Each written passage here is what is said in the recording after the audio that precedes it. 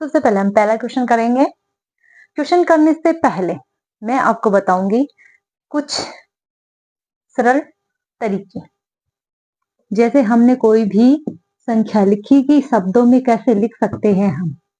ठीक है, चलो सबसे पहले तो हम देखेंगे कोई भी संख्या को हम लिखते हैं, अंकों में लिखो या शब्दों में लिखो, तो हम यहां से स्टार्ट करते हैं, पीछे से स्टार्ट करते हैं। ठीक है, इकाई से।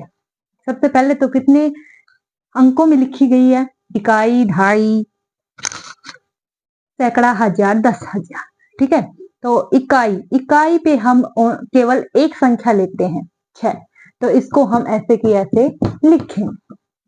फिर ढाई पे हम लेते हैं 2 संख्या, तो 2 संख्या हम एक साथ लिखेंगे। कई बच्चे होते हैं जो इन संख्याओं को लिख देते हैं 5 और 6, 5 और 6, जो बिल्कुल क्या होता है? गलत। हमें इस तरीके से नहीं लिखना है। ठीक है बच्चों, आप बहुत अच्छे हो। हमें क्या करना है? ढाई का मतलब होता है दोनों मिला के कितने हो गए? 56, तो इसको हम क्या लिखेंगे? 56। ठीक है बच्चों, अब आगे आता है इकाई, ढाई, सैकड़ा। सैकड़े पे होते ही 3 संख्याएं, सैकड़े में होते हैं 100, यानी कि 100 होते हैं सैकड़े में।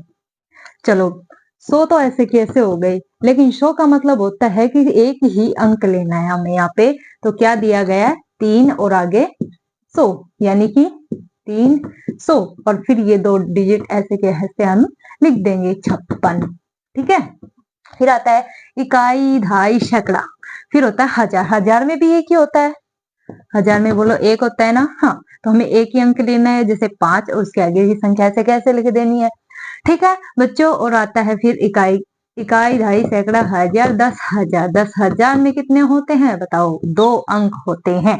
10,000 में 10,000 में कितने होते हैं?